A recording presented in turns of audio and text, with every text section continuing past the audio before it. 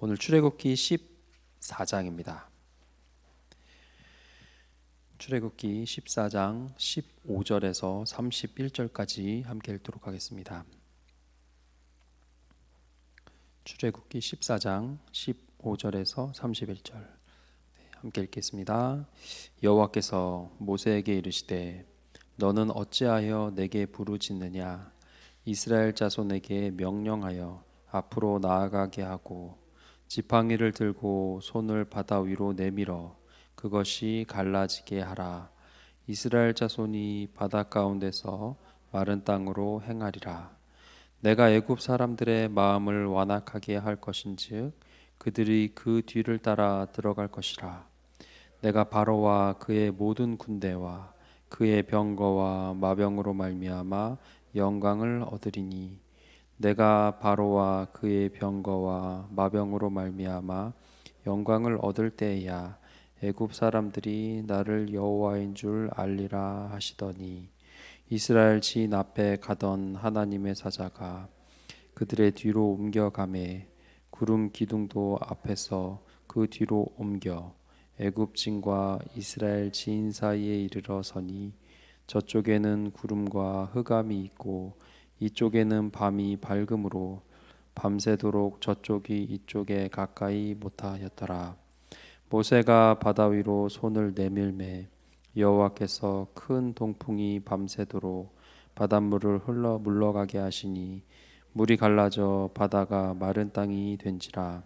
이스라엘 자손이 바다 가운데를 육지로 걸어가고 물은 그들의 좌우에 벽이 되니 애굽 사람들과 바로의 말들 병거들과 그 마병들이 다 그들의 뒤를 추격하여 바다 가운데로 들어오는지라. 새벽에 여호와께서 불과 구름 기둥 가운데서 애굽 군대를 보시고 애굽 군대를 어지럽게 하시며 그들의 병거 바퀴를 벗겨서 달리기가 어렵게 하시니 애굽 사람들이 이르되 이스라엘 앞에서 우리가 도망하자. 여호와가 그들을 위하여 싸워 애굽 사람들을 치는도다. 여호와께서 모세에게 이르시되 내 손을 바다 위로 내밀어 물이 애굽 사람들과 그들의 병거들과 마병들 위에 다시 흐르게 하라 하시니 모세가 곧 손을 바다 위로 내밀매 새벽이 되어 바다의 힘이 회복된지라. 애굽 사람들이 물을 거슬러 도망하나 여호와께서 애굽 사람들을 바다 가운데 엎으시니 물이 다시 흘러 병거들과 기병들을 덮되 그들의 뒤를 따라 바다에 들어간 바로의 군대를 다 덮으니 하나도 남지 아니하였더라.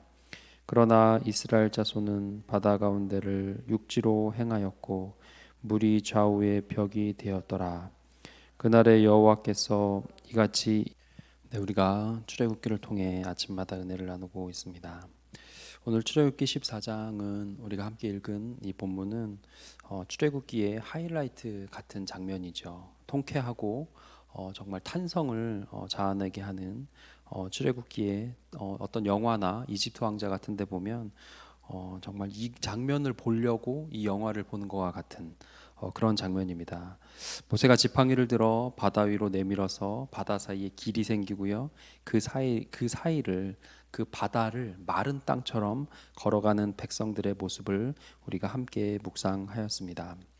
오늘 본문을 읽으며 하나님의 어떤 분임을 느끼셨습니까? 저는 오늘 본문 가운데 이렇게 정리했습니다. 하나님은 어떤 분인가? 하나님은 일을 하시는데요. 누구랑 하시냐? 하나님은 하나님의 사람들과 하나님의 일을 함께 이루시는 분입니다. 하나님의 사람들과 하나님의 일을 함께 이루시는 하나님. 근데 조건이 있습니다. 뭘까요? 큰 일, 바다를 가르는 기적적인 일, 인간이 절대 상상하거나 도전할 수 없는 일은 하나님이 하십니다. 근데요, 인간이 할 수 있는 거, 뭘 했죠? 이들이 걸어갔습니다. 걸어가는 것, 상식적이고 정말 할 수 있는 것, 그들의 능력으로, 그들의 힘으로 할 수 있는 것. 그래서 걸어서 갔던 것, 그건 누가 했죠? 사람이 했습니다. 하나님이 막 등 떠밀지 않았고요. 비행기 타서 이동시키지 않으셨어요.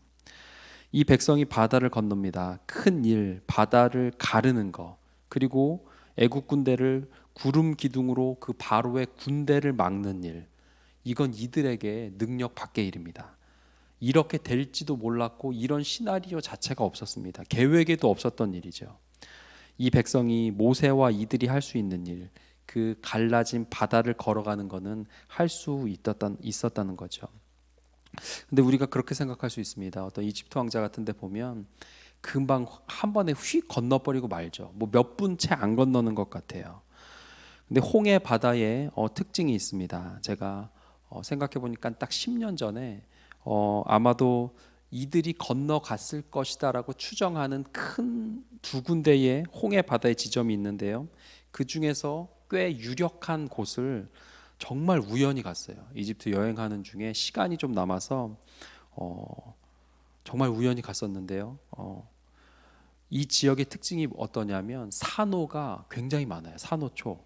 그리고 가면 탄성을 와 지르게 되는 게 뭐냐면 발 앞에 수심이 제 무릎 정도, 제 허벅지 정도로 오고요. 한 몇 미터만 가면 저 정도 바다만 가면 마이너스로 1000미터가 그냥 낭떠러지처럼 떨어지는 거예요. 이게 홍해 바다예요.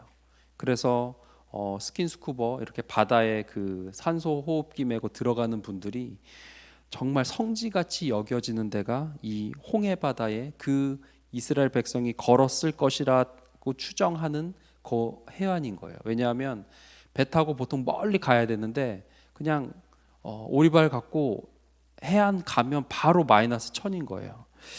그럼 무슨 말이죠? 제가 거기 해수욕 한다고 들어갔다가 이 발에 다리에 피를 철철 흘리면서 나왔던 기억이 있어요. 너무 산호가 많고 바다가 뾰족해가지고 무슨 말이죠? 쉽지 않았어요. 이들도 우리는 뭐 볼 때 그냥 걸었구나. 영화 보면은 그냥 평평하게 걷죠. 근데 또 60만의 이 큰 사람들, 많은 무리, 어르신과 어른들도 어린이도 있는 약자들까지 있는 이 300만에 육박하는 사람들을 그 낭떠러지 같은 데를 내려가고 다시 올라가고 산호에 찢기고 바위에 채이는 이 쉽지 않았다는 거죠.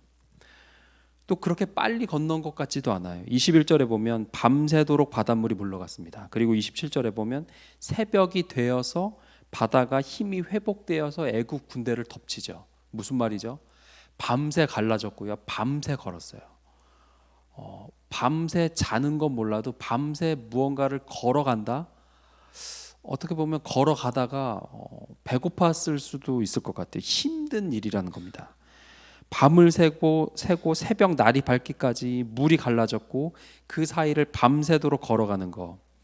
어떻게 보면 연약한 사람들에게는 쉽지 않았을 도전과 같은 일입니다. 그래도 크신 하나님의 그 기적의 길을 자신들의 발로 자신들의 짐과 자신들의 가족과 함께 걸어서 갔습니다. 이게 믿음의 모습이었고 하나님과 함께 일하는 예수 그리스도를 먼저 믿은 사람들의 모습이라는 겁니다. 하나님은 어떤 분이시죠? 사람과 일합니다. 근데 하나님은 왜 그렇게 사람과 일하기를 좋아하실까요?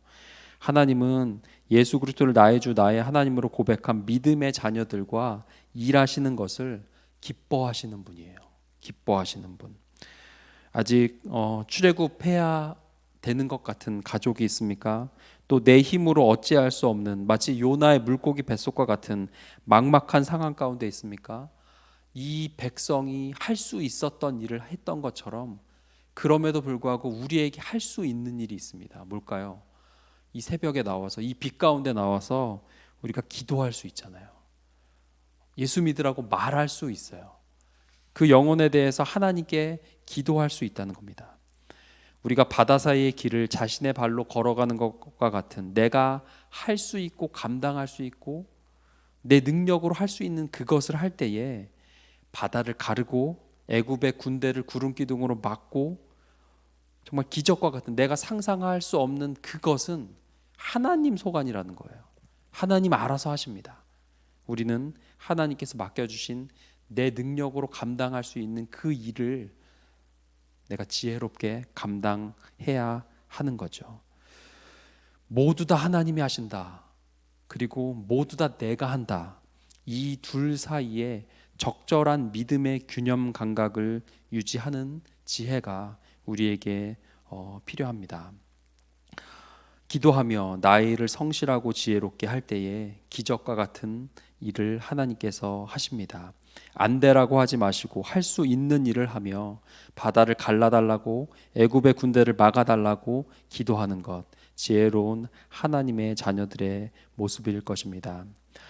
믿음의 사람은 언제 기쁠까요? 바로 하나님과 함께 하나님의 일을 할 때 기쁩니다.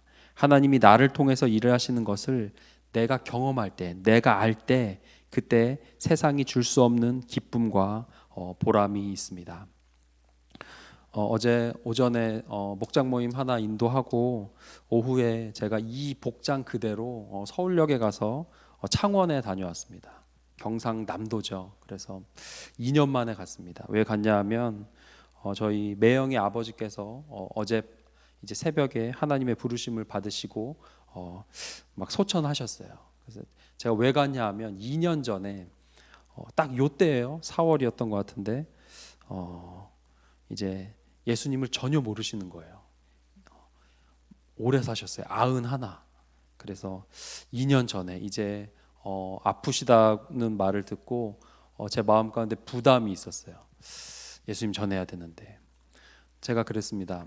제가 한번 갈게요. 그때 일할 때인데 제가 조퇴하고 갈게요 했더니 다 말리는 거예요. 안 된다는 거예요. 그 어르신. 그리고 너 거기가 어딘데가 입원했는데 아마 간호사가 안 보내줄지도 몰라. 그리고 예수 안 믿는 무서운 며느리가 지키고 있대요. 네. 어떻게 해야 되죠? 제가 할 수 있는 건 뭐죠? 가는 거예요. 그래도 두드려는 봐야죠. 그래서 그냥 갔어요. 아무 약속 없이 그냥 일하던 그 모습으로 가서 이제 어르신을 만나려고 갔는데 놀라운 일은 제가 갔더니 예수 믿으려고 준비하고 있는 분처럼 그냥 그분이 앉아 계시더라고요. 혼자 어르신이. 그래서 왔냐고 누구누구 삼촌 아니냐고 고맙다고. 그래서 제가 복음 제시하고 예수님이 어떤 일을 하셨는지 요한복음 1장 12절 자녀의 권세 받으시겠습니까? 믿으시겠습니까? 그랬더니 이분이 아무 거리낌 없이 믿겠다. 그래서 제가 복음 제시하고 영접 기도까지 하고 예수 그리스도 나의 주 나의 하나님을 고백하실래요? 고백하겠대요. 그래서 너무 고맙다고. 그리고 왔던 분이어서 어제 이 복장 그대로 오후에 창원에 가서 또 그 믿지 않는 자녀들과 함께 위로 예배를 드리고 왔어요. 서울 오니까는 뭐 10시 11시 막 늦게 왔는데요. 제 마음 가운데 있었던 감정이 뭘까요? 기쁘다. 하나님의 일을 하나님과 함께 복음 그 마음에 주시는 건 제가 어떻게 할 수 없잖아요. 근데 제가 할 수 있는 거 예수님 전하는 거 그리고 기차 타고 가는 거 그 병원 찾아가서 두드리는 거 그것까지는 저의 일이었던 것 같아요. 그래서 어제 밤늦게 오고 또 그러는데 참 하나님께서 기쁨을 주시더라고요. 이러한 기쁨, 우리가 하나님과 하나님의 일을 할 때에 기쁨을 누릴 수 있습니다. 그 기쁨을 누리며 하나님의 기적과 같은 일들을 기대하며 살아가는 모든 구리지구촌의 하나님의 자녀들 되시길 주님의 이름으로 소망합니다. 우리 함께 기도하겠습니다. 주님, 우리의 삶에 홍해와 같은 내가 도저히 어찌할 수 없는 삶의 문제들이 있습니까?